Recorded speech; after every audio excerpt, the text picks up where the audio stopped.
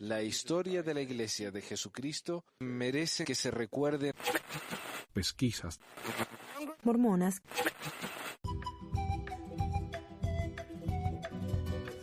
Hola a todos, bienvenidos otra vez a Pesquisas Mormonas, les habla Manuel. Hoy estoy con un artículo que me emociona mucho, me entusiasma mucho. Es un tema que ya hemos hablado en el pasado.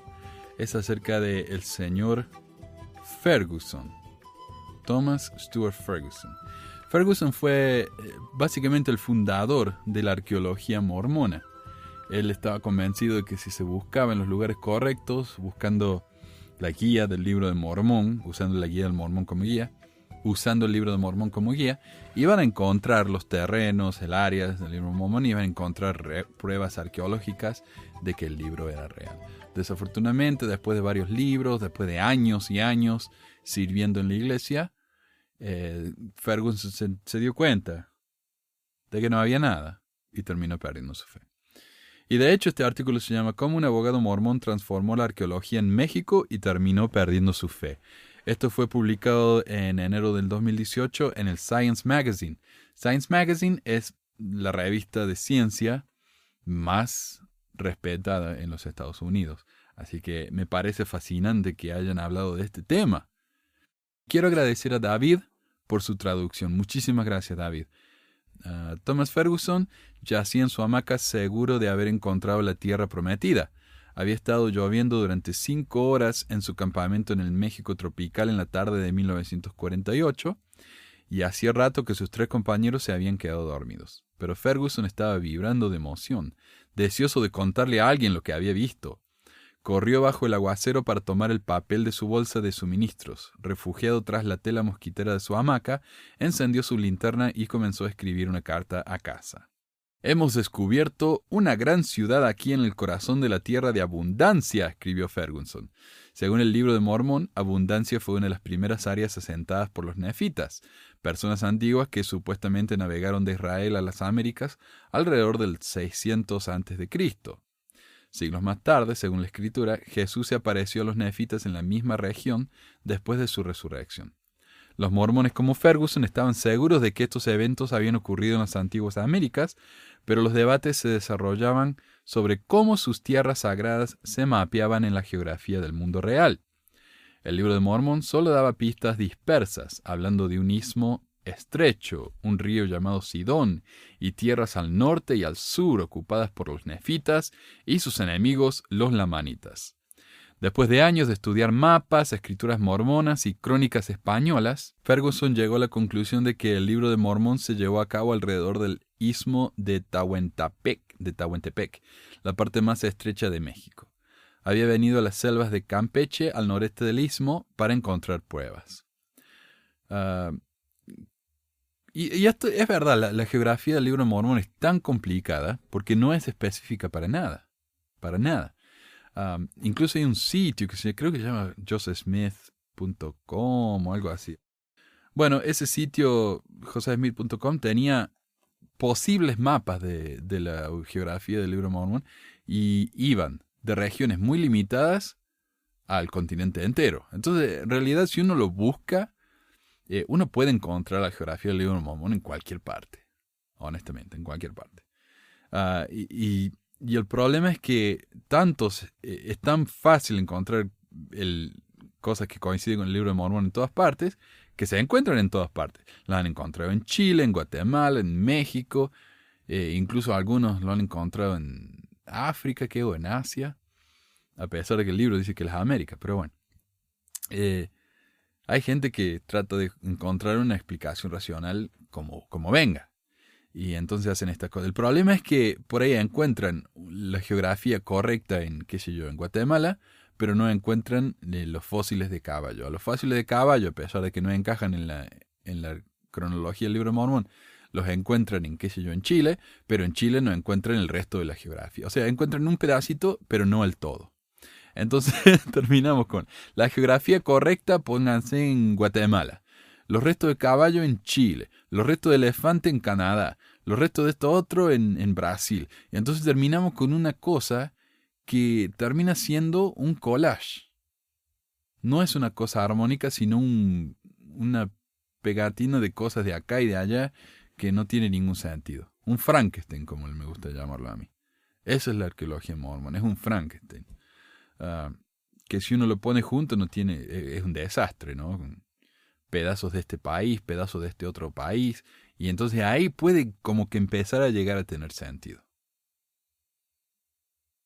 ¿Y qué pasó ahora este año? Que todo el mundo me decía, viste que encontraron las tierras hundidas del libro de Mormón en Guatemala. Ya las habían encontrado, ya estaban todos convencidos. No sé cuántas veces me compartieron ese link. Y ahora ya todos se olvidaron de ese link. Ya no se habla más de eso. Hace unos años que era un milagro que ¿qué es? No sé qué es el rey o no sé qué miércoles de Saudi Arabia, no sé dónde, pero se fueron al Medio Oriente a querer investigar a dónde había ido Ley, y fue un milagro de que le hubieran dado el permiso de investigar, porque ese permiso no se lo dan a nadie, lo que era prueba de que iban a encontrar evidencia absolutamente demostrable de que Nefi había estado ahí, iban a encontrar artefactos y vestigios y cosas. Una vez que reportaron que se iban a investigar, no se escuchó más nada. Investigaron, pero de repente el milagro de la investigación se acabó de golpe, porque no encontraron nada. Bueno, continuamos.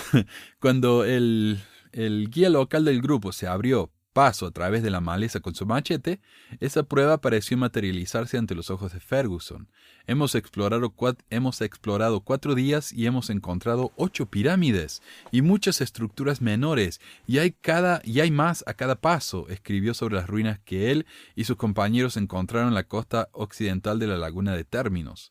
Cientos y posiblemente varios miles de personas deben haber vivido aquí en la antigüedad. Este sitio nunca ha sido explorado antes. Ferguson, que se graduó como abogado, abrió una nueva e importante posibilidad sobre el pasado de Mesoamérica. Su búsqueda eventualmente estimuló expediciones que transformaron la arqueología mesoamericana, descubriendo rastros de las primeras sociedades complejas en la región y explorando un área no estudiada que resultó ser una encrucijada cultural crucial. Incluso hoy en día, el instituto que fundó sigue activamente dedicado a la investigación, pero las pruebas de evidencia mormona lo eludió. Claro, no encontró nada. La sumisión lo llevó cada vez más lejos de su fe y finalmente lo sacó de su convicción religiosa. Ferguson puso su fe en manos de la ciencia sin darse cuenta de que eran las fauces del león. ¿Y cómo hacemos hoy en día entonces? Ignoramos la ciencia. No dicen, pero la ciencia no lo sabe todo. No lo sabe todo. Pero los celulares, a las computadoras, a la medicina, a todo eso, lo descubrió la ciencia. ¿Ok? Pero esa noche acostados, y cuando les conviene, la ciencia es lo más grande que hay. Cuando encuentran algo que puede más o menos llegar a corroborar el libro de Mormón o a la creencia de alguno, están convencidos de que la ciencia es lo más importante del mundo. Pero esa noche, acostada en su hamaca, escuchó la lluvia y el rugido ocasional de un jaguar en la distancia. Ferguson se sentía más seguro que nunca de que las civilizaciones mesoamericanas habían sido fundadas por inmigrantes del cercano Oriente, tal como lo había enseñado su religión. Ahora pensó, ¿cómo convencer al resto del mundo? La Iglesia de Jesucristo de los Santos de los Últimos Días no toma una posición oficial sobre dónde ocurrieron los eventos en el libro de Mormón. Qué conveniente, ¿no? Ahora que tenemos al profeta que es tan profetizador, que habla con Dios personalmente todos los días, le habla del nombre de la iglesia y de las 2 horas de la capilla, porque uno le pregunta, ¿dónde sucedió? Solamente podría ser para el beneficio de la iglesia, porque entonces uno puede ir, excavar y encontrar todas las evidencias que necesita. ¿Por qué no le pregunta? Parece una respuesta sumamente conveniente y simple, pero no lo hacen. Pero los fieles han estado tratando de descifrarlo prácticamente desde 1830, cuando el fundador de la iglesia, José Smith, publicó lo que dijo que era un relato divinamente inspirado de las antiguas Américas. Smith dijo que un ángel lo había llevado a descubrir antiguas planchas de oro, que desenterró y tradujo como el libro de Mormón. El relato de Smith sobre las maravillas enterradas era uno de los muchos en los Estados Unidos en ese momento. A medida que los colonos blancos se movían hacia el oeste, se encontraron con montículos llenos de esqueletos y artefactos, incluyendo hermosos cerámicas y ornamentos. Los periódicos, incluidos los de la ciudad natal de Smith, Palmyra, en Nueva York, se llenaron de especulaciones sobre quiénes eran los constructores de montículos y cómo desarrollaron a su refinada cultura. Muchos colonos, cegados por el racismo, concluyeron que los constructores de montículos, ahora conocidos como sociedades agricultoras indígenas o agrícolas, fueron personas que se separaron de su civilización y que habían sido exterminadas por sus antepasados violentos de los nativos americanos. El libro de Mormón, con su saga de justos, nefitas, blancos y malvados, lamanitas de piel oscura, se hizo eco de estas ideas. Claro, ¿y por qué es racista pensar que los indios no podían haber construido estas cosas? O sea, ¿por qué es racista pensar que los hebreos eran los originales? Porque esta idea no fue original de José Smith. Esto era algo que ya se hablaba mucho en esa época. Él simplemente tomó algo que se pensaba en general. De nuevo, el tipo tomó ideas prestadas, entre comillas. ¿Por qué es racista eso? Bueno, porque cuando los colonos, estos que eran primera generación, segunda generación ingleses, ¿no?, que vinieron de allá, de esas tierras tan antiguas, y vieron a los indios americanos y dijeron, ¿cómo puede ser que estos indios hayan construido semejantes estructuras? Bueno, eran montículos nomás. Pero eso quería decir que estos recolectaron toda esa tierra, la hicieron en montículos, y en esos montículos, que eran cementerios, estaban llenos de decoraciones hermosas, ¿no?, y cosas así. ¿Cómo podía ser que este grupo de gente ociosa y repugnante y bla hubieran hecho algo tan maravilloso? No puede ser. Tiene que haber sido alguien de una sociedad superior, tales como los hebreos. ¿Viste cómo la Biblia dice que las 12 tribus de Israel se desparcieron? Tal vez alguna de esas tribus vinieron a América y ellos son los que construyeron esto, no los indios. Eso es racista, porque no confían que los nativos americanos hubieran tenido la capacidad mental de pensar en algo como eso. Entonces tiene que explicarlo diciendo que fue alguien más. Y es lo mismo que vemos hoy en día. O sea, no es racista, pero es una idea de pensar cómo puede ser que la sociedad funcione como funciona, o cómo puede ser que hayamos evolucionado de la manera que lo hicimos. Tiene que haber sido algún extraterrestre. O cómo puede ser que la economía funcione de esta manera. Tiene que estar todo controlado por los Illuminati. Y entonces empezamos a inventar cosas que traten de explicar algo que es simplemente explicable. Si uno realmente está dispuesto a aceptar la explicación más común, más normal y más simple. Y es la navaja de Occam, ¿no? La explicación más simple por lo general es la más correcta. Pero bueno. El libro de Mormón entonces no solamente es racista porque la piel oscura es una maldición de Dios. El libro de Mormón es racista porque no cree que los indios americanos hayan sido capaces de construir lo que construyeron. Esas pirámides en México, ellos ven eso y dicen, ¿cómo puede ser que esta gente haya hecho eso? No puede ser. La maravilla arquitectónica, no solamente eso de matemática, las matemáticas que están avanzadísimas, ingeniería que hay en esas pirámides, en esas construcciones. Para ellos es inconcebible que un nativo americano lo haya hecho. Entonces tuvo que haber sido un hebreo. Porque los hebreos son más o menos blancos como ellos, así que tiene que ser. El libro de Mormón también habla de extensas ciudades antiguas, ninguna de las cuales han sido encontradas en los Estados Unidos. Así que en la década de 1840, los mormones, incluido el propio Smith, prestaron atención a las historias de visitas a las ruinas de las ciudades mayas en México y Guatemala. En 1842, como editor de un periódico mormón, Smith publicó extractos de un libro sobre las ruinas de la ciudad maya de Palenque en México, con el comentario: incluso los más incrédulos no pueden dudar que estas maravillosas ruinas en Palenque se encuentran entre las obras más imponentes de los nefitas, y el misterio está resuelto. Listo. Pero los no mormones continuaron dudando. Y las autoridades de la iglesia se retiraron gradualmente de las declaraciones explícitas sobre la ubicación del libro de Mormón. Recordemos que José Smith, cuando estuvo andando por Nueva York, no sé dónde, se fue a hablarle a los indios, no sé qué, encontró un hueso de una calavera, ¿no? Una calavera completa. Él la levantó y dijo, esta es la calavera del profeta Self, que era un gran profeta del nefita, qué sé yo qué, o la manita. O sea, en Nueva York había la manita. Ahí tenemos evidencia de que, según el mismo profeta fundador de la iglesia, él sabía que el Libro de Mormón había ocurrido, al menos en parte, en Nueva York. Entonces, ¿para qué siguen dudando? Ah, no, pero él hablaba como hombre, no como profeta. En la década de 1930, cuando Ferguson se enteró de las civilizaciones mesoamericanas como estudiante de primer año de bachillerato en la Universidad de California en Berkeley, bachillerato es un estudio de un título universitario. El asunto se había dejado en manos, en gran parte, de aficionados que estudiaban los mapas y el Libro de Mormón en busca de correspondencia. Ferguson no estaba impresionado por sus esfuerzos. La mente interesada e inquisitiva del investigador moderno no está satisfecha con explicaciones que son vagas, erróneas e ilógicas, escribió en un artículo en una revista de la Iglesia en 1941. Para ese entonces era un estudiante de Derecho en la Universidad de California en Berkeley y estaba muy interesado por la idea de probar o demostrar científicamente la revelación de Smith.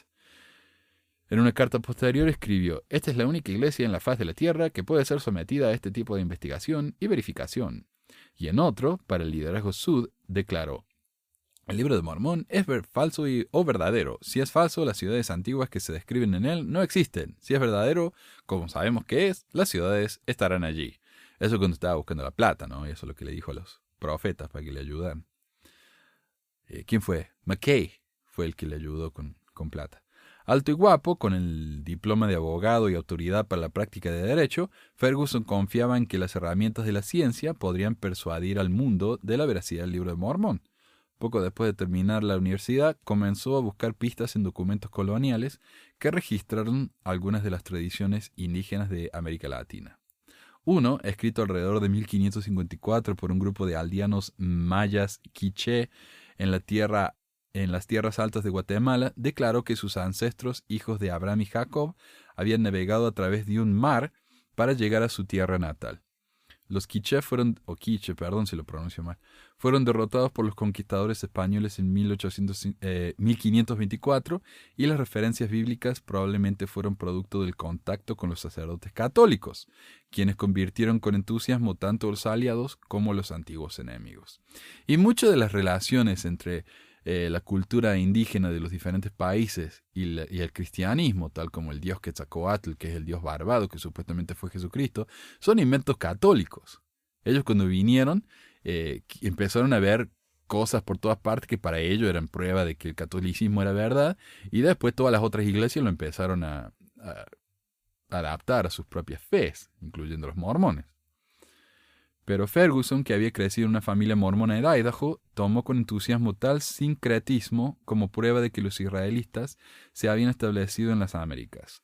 También lo conquistó el mito de Quetzalcóatl, la deidad que se representa como una serpiente emplumada y que algunos sacerdotes coloniales describieron como un hombre blanco barbudo. Ferguson concluyó que él era Jesús, apareciendo en abundancia, en la tierra de abundancia, después de su resurrección, tal como lo registra el Libro de Mormón. Su investigación en la biblioteca estimuló su primera búsqueda de evidencia arqueológica en Campeche en 1948.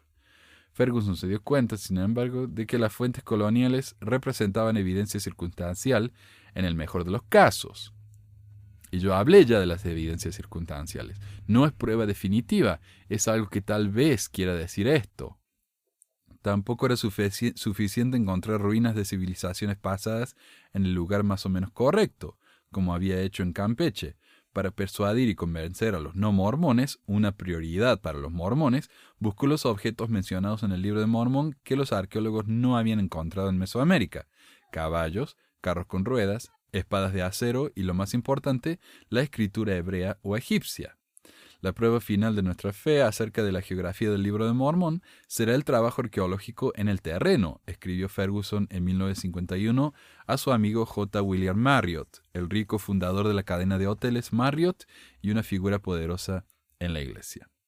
La idea de Ferguson de que las sociedades mesoamericanas fueron sembradas por las civilizaciones occidentales es hoy ampliamente reconocida como racista, como ya dije, pero encajaba con el pensamiento arqueológico de la época, cuando los arqueólogos mesoamericanos se interesaban por la cuestión de si las civilizaciones habían evolucionado independientemente en las Américas o si tenían raíces en otros lugares. En las décadas de 1940 y 1950, estas eran las cuestiones que todos investigaban, dice Robert Rosenwig, arqueólogo de la Universidad Estatal de Nueva York en Albany. Ferguson nunca recibió una educación formal en arqueología, ejerció el derecho para sustentar su creciente familia, eventualmente tuvo 5 hijos, así como su investigación. Pero en 1951 reclutó a arqueólogos destacados para explorar el origen de la civilización mesoamericana como parte de una nueva institución, la Fundación Arqueológica del Nuevo Mundo, de BYU.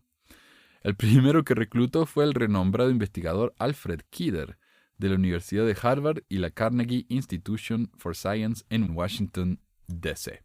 Kidder pensaba que las civilizaciones mesoamericanas se habían desarrollado de manera independiente, pero él y Ferguson se habían reunido en un museo en la ciudad de Guatemala en 1946 y se mantuvieron en contacto por correo, que en esa época era de papel, para los chicos que no entienden esas cosas.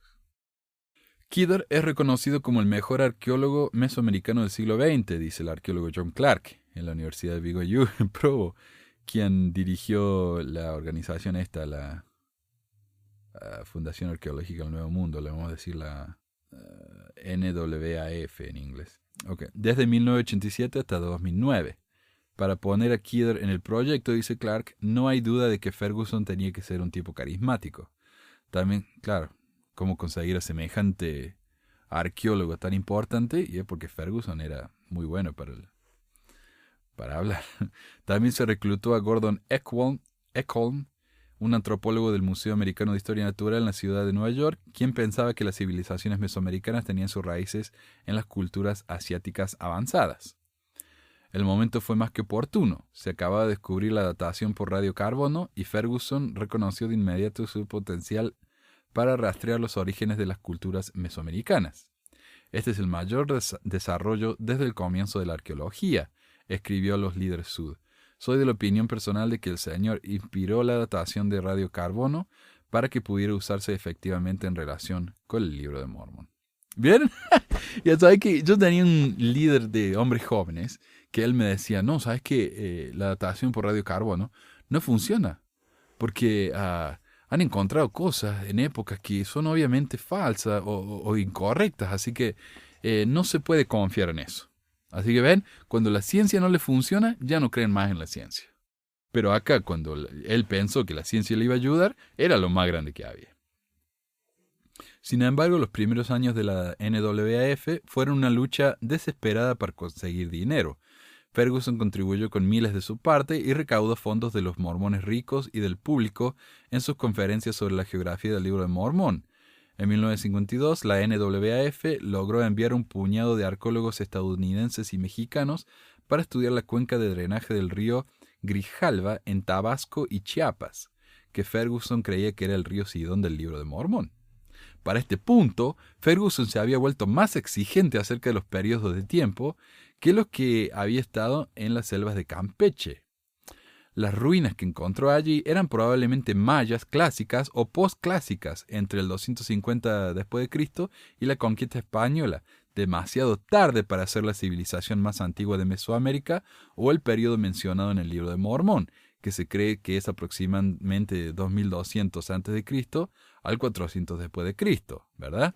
Nunca resolveremos los orígenes pre-mayas desenterrando más mayas, escribió Ferguson a Kidder en abril de 1853.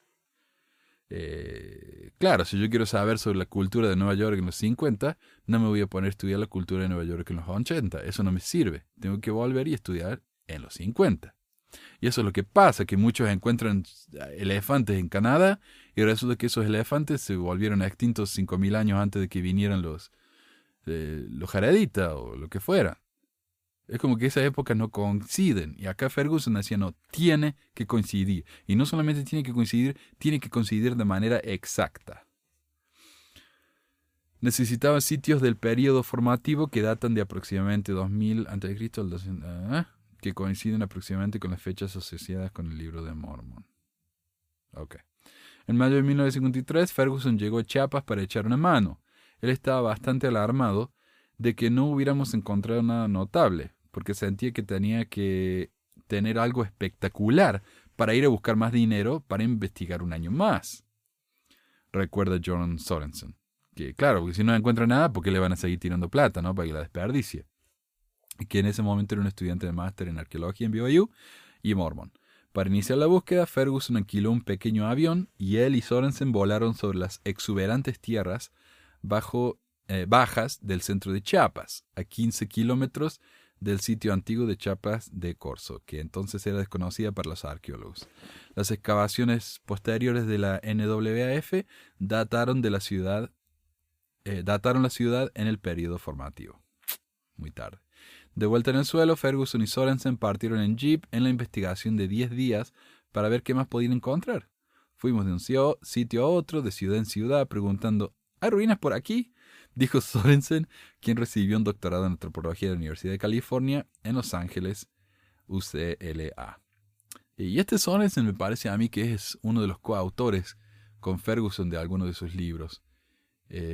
Y me parece que es él o es Cheeseman, que aparece en el video ese la América Antigua Habla, que es de nuevo uno de los libros de Ferguson. Y ahora es profesor emérito en BYU. Ferguson también preguntó a los lugareños si habían encontrado figuras de caballos desconocidos en la antigua América, Mesoamérica, o fuentes de mineral de hierro. Pregunta que Sorensen encontró ingenua. Claro, todas cosas que supuestamente están en el libro de Mormón, pero no, o sea, que están en el libro de Mormón, pero no en América. ¿Ok?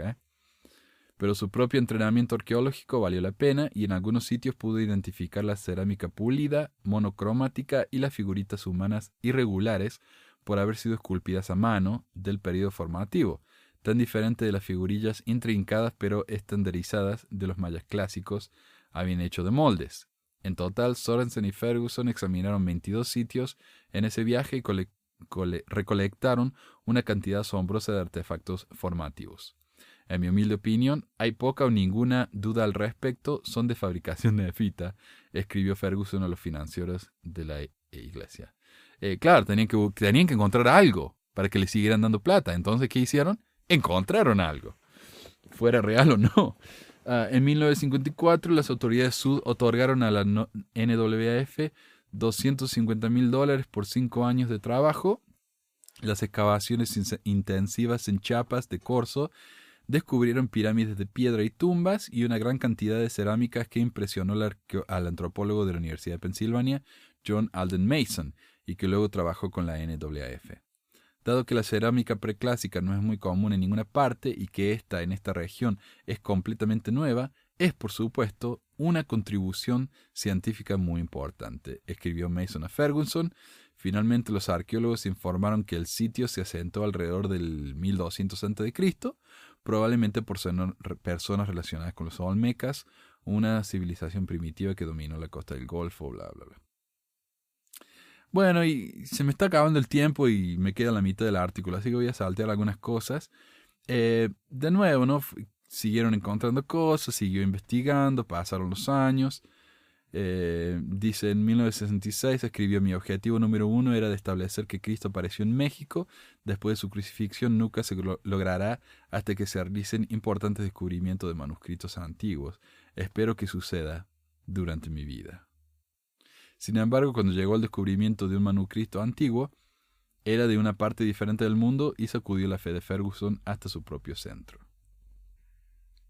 Y aquí habla acerca de los papiros. Se encontraron los papiros de los que José Smith tradujo el libro de Abraham. Y cuando esos papiros fueron traducidos, se dieron cuenta que no tenían nada que ver con el libro de Abraham, y eso lo choqueó a él. Él, por ejemplo, escribió a la gente de la iglesia que le mandaran una copia de los papiros. Él los llevó a la gente de la Universidad de Berkeley, donde se había graduado, para que los tradujeran, y ahí es que se dieron cuenta que no tenían nada que ver con la escritura mormona. Entonces, un hombre que está utilizando el método científico para demostrar su fe encuentra por medio de la ciencia que hay algo en su fe que contradice lo que afirmó el profeta fundador de la iglesia. ¿Qué puede pensar él entonces? Uno de sus colegas dijo: debo concluir que José Smith no tenía ni la más remota idea de qué eran los jeroglíficos egipcios. Y así es como que la duda que él empezó a tener de la iglesia se empezó a expandir a sus estudios arqueológicos, porque no estaba encontrando nada. Recordemos que él empezó en los 40, ya son los 70, todavía no encontró nada. Hasta que en 1975 escribió en una carta, ¿no? Al año siguiente, bueno, el 76, es que no se puede establecer la geografía del libro de Mormón en ningún lugar porque es ficticio. Aunque abierto acerca de sus dudas en sus cartas privadas, Ferguson no discutió de su pérdida de fe con su familia. Continuó asistiendo a la iglesia, cantando en el coro e incluso dando bendiciones. Los mormones están tan inmersos en esa cultura que perder tu fe es como si estuvieses sido expulsado del Edén, dice Coe. Me siento mal por él. Ferguson continuó visitando México y de vez en cuando se detenía en la sede de la NAAF en Chiapas, donde habló con franqueza con Clark en 1983. Le molestaba que pasara tanto tiempo tratando de probar la veracidad del libro de Mormón. Dijo que era un fraude. Recuerda Clark que es mormón. El mes siguiente Ferguson murió de un ataque al corazón mientras jugaba al tenis. Tenía 67 años. Y mencioné a un tal Coe, Stephen Coe creo que es. Él es un arqueólogo muy serio, muy reconocido y famoso de la Mesoamérica, y él dice que en una entrevista dijo cómo le molestaba que ellos iban y encontraban alguna ruina nueva, la empezaban a investigar, y atrás de ellos aparecían los mormones con sus palitas y sus picos, ¿no? Para empezar a molestar ahí para buscar tesoros nefitas.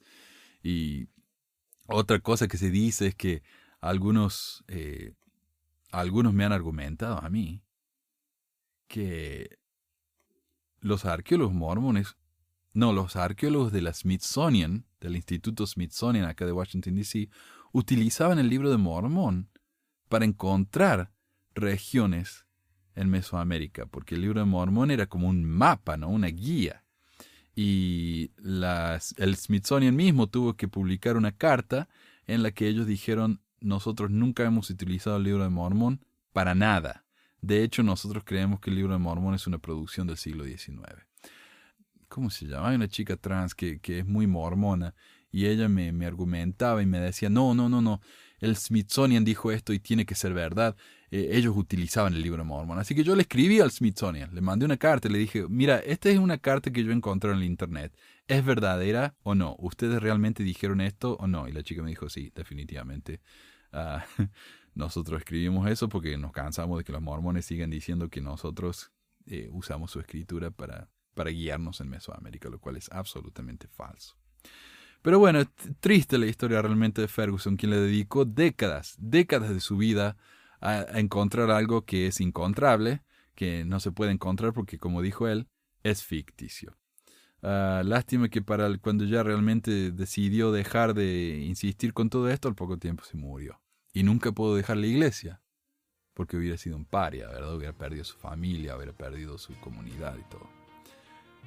Un triste ejemplo, ¿no? de la fe ciega y fanática, y de lo que puede llegar, ¿no? a lo que puede uno llegar a desperdiciar su vida realmente.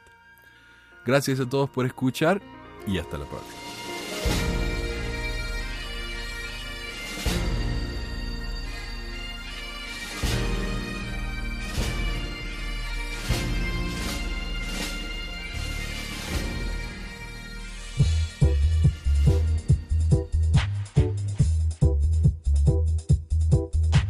Gracias por escuchar esta edición de Pesquisas Mormonas. No se olvide de visitar nuestro website en pesquisasmormonas.com o pesmor.com y nuestro blog en pesquisasmormonas.org o pesmor.org.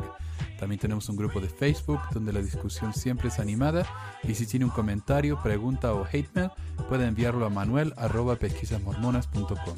Y si por alguna razón ha abandonado la iglesia y ya no sabe qué hacer con todos esos miles de dólares extras ahora que ya no paga el diezmo, le agradeceríamos si nos envía $1 o $2 por medio de Patreon en patreon.com/pesquisasmormonas o en paypal.me/pesquisasmormonas para ayudarnos a cubrir los gastos de domain y hosting del podcast. Muchas gracias de nuevo y hasta la próxima semana.